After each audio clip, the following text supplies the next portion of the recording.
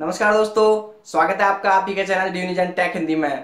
दोस्तों आज की इस वीडियो में हम बात करने वाले हैं आर्मी भर्ती के दौरान आपको किन किन प्रोसेस से गुजरना पड़ता है और उस प्रोसेस में आपको किस प्रक्रिया में कितने मार्क्स दिए जाते हैं। जैसे मान लीजिए दोस्तों, आप आर्मी ग्राउंड पर जाकर रनिंग करते हैं तो रनिंग में आपको किस ग्रुप में कितने मार्क्स दिए जाते हैं। आप जिगजैग बैलेंसिंग कर रहे हैं तो आपको वहां पर किस तरह से उसे पार करना होगा। आप बीम लगा रहे हैं तो बीम के लिए आपको कितने मार्क्स दिए जाते हैं।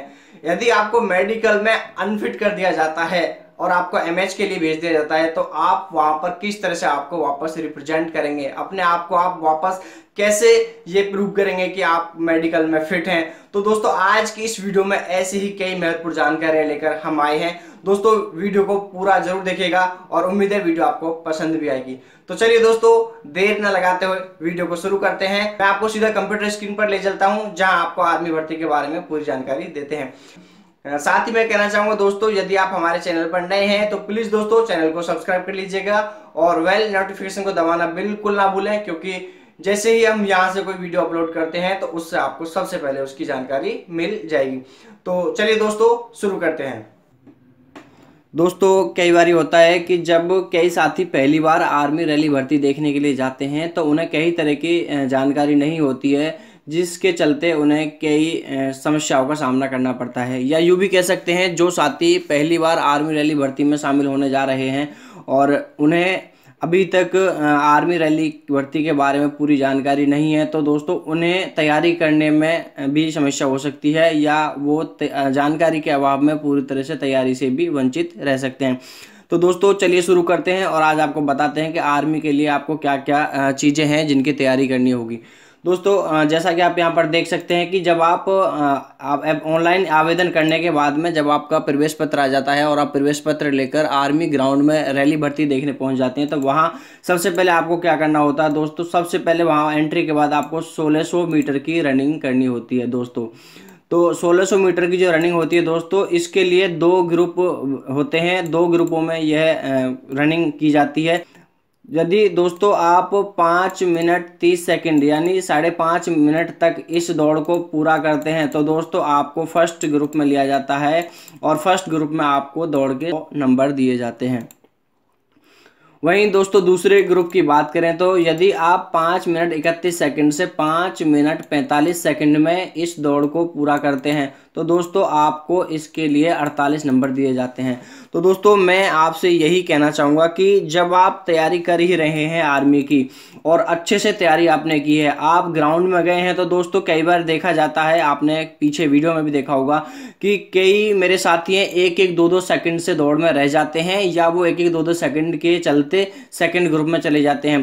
दोस्तों यदि आपने अच्छी तैयारी की है तो लास्ट जो राउंड होता है, लास्ट के जो 100 मीटर होते हैं, वहां आप अगर हिम्मत ना हारें और वहां अगर पूरी ताकत से आप दौड़ लगा दीजिए, क्योंकि दोस्तों वही 100 मीटर की जो लास्ट की रेस होती है वह आपके लिए ये फर्स्ट और सेकंड ग्रुप को चयन करने के लिए होती है।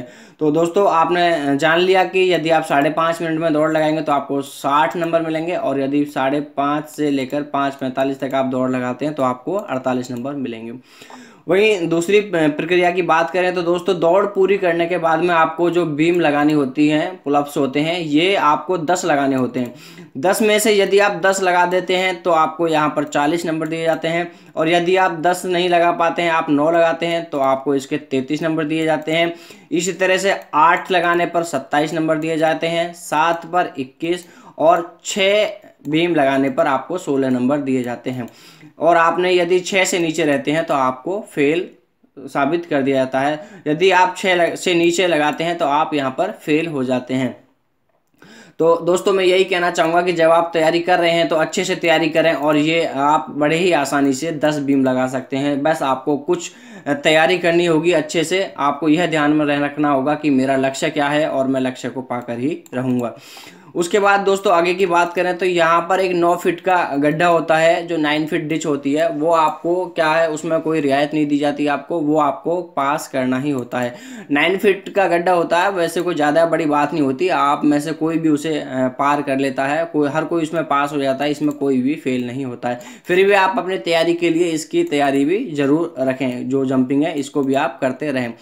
वहीं दोस्तों अगले प्रोसेस की बात करें तो यहाँ पर जिगजैग बैलेंस होता है अगला प्रोसेस, जहाँ पर आप जिगजैग बैलेंस में ये यहाँ पर भी आपको कोई रियायत नहीं होती है। हालांकि ये जो चीज़ें होती हैं थोड़ी सी ज़्यादा कठिन नहीं होती हैं, ये आसान ही होती है। आप यहाँ पर बैलेंस बनाकर इसको पार कर सकते हैं।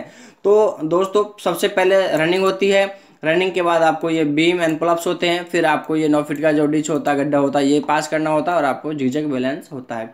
उसके बाद में दोस्तों कुछ और इम्पोर्टेंट जानकारी आपको बता देते हैं रैली ग्राउंड पर ही और आपको किन किन प्रोसेस से गुजरना होता है। तो दोस्तों यहाँ पर क्या होता है कि जब आप ये सारे प्रोसेस से आगे निकल जाते हैं तो आपको यहाँ पर एक मेडिकल जांच होती है आपकी रैली ग्राउंड में ही।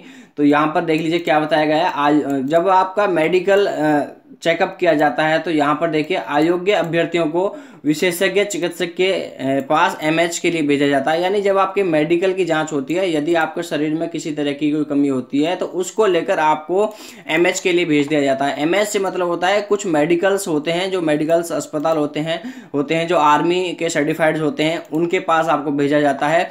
और जिन अभ्यर्थियों को एमएच में विशेषज्ञ चिकित्सक के लिए भेजा जाएगा वो नामांकित एमएच में खुद को 14 दिन के अंदर वहां रिपोर्ट करें और वहां से फिट घोषित होने के बाद वो वापस अपने भर्ती कार्यालय में लिखित परीक्षा का प्रवेश पत्र लेने हेतु तो रिपोर्ट करें। यानी जब आपको मेडिकल में अनफिट कर दिया जाता है तो आपको एमएच के लिए भेजा जाता है और एमएच में आप वहां जिस भी अस्पताल में जाते हैं वहां से आप 14 दिन में अपने आप को फिट घोषित करवाकर आपको आर्मी भर्ती कार्यालय को रिपोर्ट करना होता है और रिपोर्ट करने के बाद ही आपको जो लिखित परीक्षा होती है उसके लिए प्रवेश पत्र जारी किया जाता है। और इसमें क्या दिया जाता है दोस्तों देख लेते हैं। शारीरिक तौर पर उत्तीर्ण अभ्यर्थियों को प्रवेश पत्र, लिखित परीक्षा का स्थान, दिनांक और समय प्रवेश पत्र द्वारा सूचित किया जाएगा। सामान्य प्रवेश परीक्षा के लिए जो अभ्यर्थी शारीरिक और चिकित्सक तौर पर फिट पाए जाएंगे उनको परीक्षा पत्र रैली साइट पर प्रदान किया जाएगा। वो अभ्यर्थी जो एमएच द्वारा विशेषज्ञ चिकित्सक से मेडिकल फिट होते हैं उनका सामान्य प्रवेश परीक्षा का प्रवेश पत्र, मेडिकल फिट प्रमाण पत्र प्राप्त होने के बाद ही दिया जाएगा। तो ये कुछ महत्वपूर्ण जानकारी थी दोस्तों जो हमने आपको बताया है। तो दोस्तों उम्मीद है वीडियो आपको पसंद आई होगी और यदि दोस्तों वीडियो आपको अच्छी लगे तो प्लीज़ दोस्तों वीडियो को दोस्तों के साथ में शेयर करें, लाइक करें और अपने सुझाव हमें कमेंट के रूप में ज़रूर दें। तो जल्दी दोस्तों अगली वीडियो में मुलाकात होगी आपसे इसी तरह की कुछ महत्वपूर्ण जानकारी के साथ। तब तक के लिए जय हिंद, वंदे मातरम।